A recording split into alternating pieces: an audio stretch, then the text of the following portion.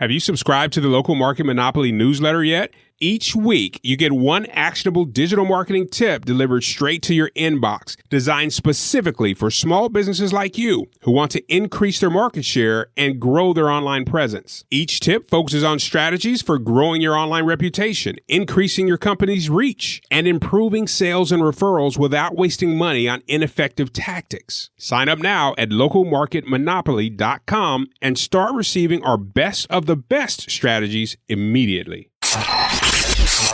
Filing for the Employee Retention Credit, ERC, is a no-brainer. It's an incredible way to give your business a cash injection of up to $26,000 per employee as part of the CARES Act COVID relief package. If you are able to retain your employees during this challenging time, chances are you may qualify for ERC, even if you've already received PPP and even if your revenue didn't take a hit. How cool is that? ERC is a grant, not a loan. No need to pay it back, no credit check, no risk. Get in touch with our partner, Bottomline, now at www.employeecreditclaim.com and make filing easy. Just 5 minutes can help secure some serious funding. Go to employeecreditclaim.com.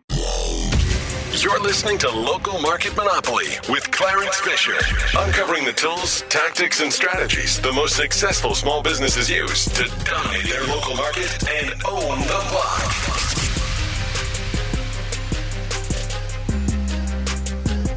Hey, welcome back to Local Market Monopoly. It's Clarence Fisher.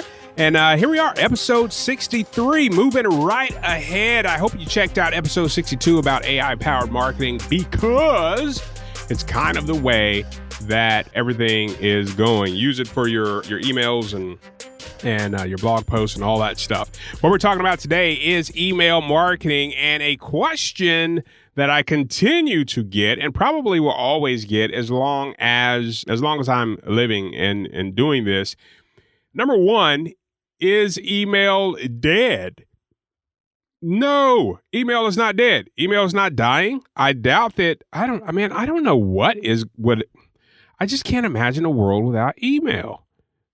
Yeah, even amongst millennials and the generation after millennials, still email marketing just works. So let's talk about the ROI and whether you should be doing it. Okay, so number one, should you be using email marketing? Yes. Okay. You should be doing that. Now, here's the thing. There is a kind of, I don't know, the scientific heads, the marketers can't agree on the exact number of ROI, but I will tell you the range that I have seen for the last 13 years, and it's been this way even before I started marketing, is $36 to $42. Somewhere in that range. So I always stick with $40 for every dollar you spend, you can expect to get from your email marketing investment. So imagine this, whatever you're spending on your email marketing software, and then you can also add in the time that is taking you to create those emails. The average ROI is $40, anywhere from $36 to $42 per $1 spent. You can't beat that. So how often should you send an email? Exactly. How often do you want to get cha-chinged? Said cha-chinged. Seriously. Oh, okay, so here's the deal. When you are thinking about your email marketing, you have to think about your goals, just like anything else. Know your email marketing goals. Is it just for brand awareness? Is it lead nurturing? Are you trying to increase sales, revenue, trying to get traffic to any one of your websites, or all of the above, which I would really recommend all of the above.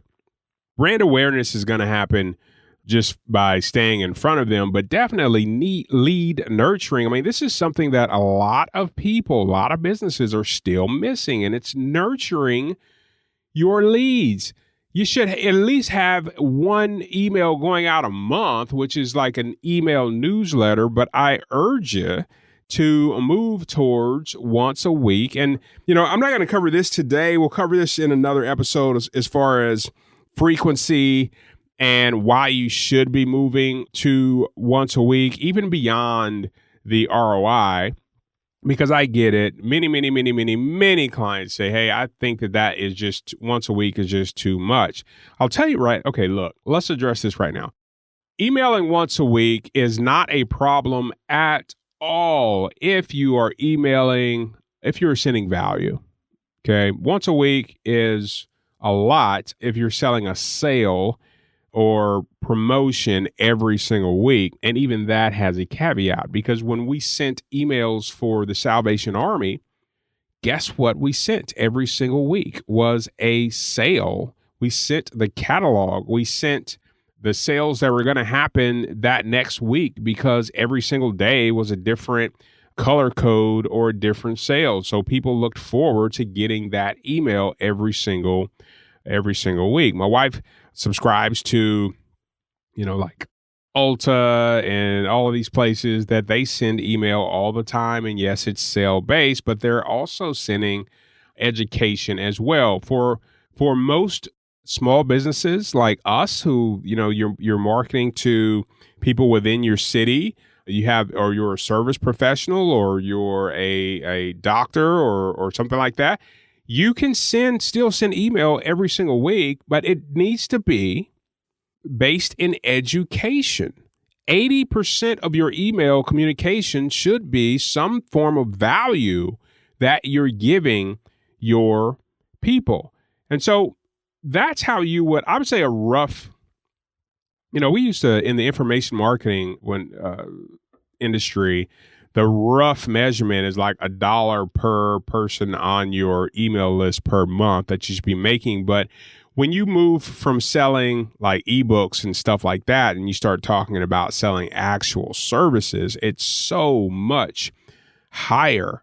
So, just think about it. If one customer, client, patient comes back in and buys something else from you, that's what we're looking for. As far as that lead nurture, you have to have it. Well, I guess you don't have to. You're going to be in business without it, but I promise you, there's so much more money to be made by increasing your repeat sales, and you do that through email marketing. You let your current customers know about other things that you offer through email marketing, but you always base it upon value. That's the one thing. There's several things that I agree with Gary Vaynerchuk about, and that the main thing is this jab, right hook, which is like give, and then you can ask for something. And that's what you use email for. So $40, anywhere from $36 to $42 ROI per every dollar that you invest in email. So here's the action step for this week. Okay. If you're not sending email at all, get your team together and say, how can we at least put together a monthly newsletter? I don't think you should not be arguing with me about a monthly newsletter. Someone can put together a monthly newsletter. Go to localmarketmonopoly.com/newsletter and we can put together a newsletter for you. Or you can do it yourself. If you have like ActiveCampaign, or even if you're doing MailChimp, those are really the only two that I would recommend, other than the system that we have. If you're not using our system, use ActiveCampaign or use MailChimp. And then we talked about Jasper. You can use Jasper to help you write emails. localmarketmonopoly.com/Jasper. You can go to that episode that we talked about that. I think it was episode 62. It was the last episode. Or if you have a writer on staff, which most people don't, you can go to Writer Access, localmarketmonopoly.com/writer. They'll do it for you as well. Write your emails, write your newsletter, but however you do it, at least have a monthly newsletter going out, and then measure this for me. Measure the ROI and then let me know if this is true, if this is true for you. Because the thing that I see is most people aren't measuring the email or the ROI of email. They're just like, hey, it doesn't work. But are you emailing? But dude, are you mailing? Right? So at least do it for 6 months, and then let me know how that works out for you. Okay?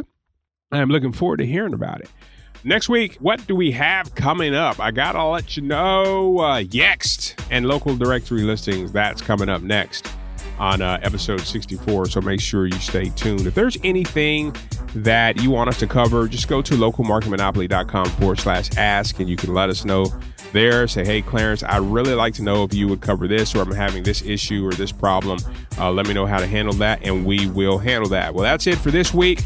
Until next week, go do what you have to do in order to own the block. We appreciate you listening to Local Market Monopoly. Be sure to rate, review, and subscribe to the show. And visit localmarketmonopoly.com for more resources that will help you dominate your local market and own the block.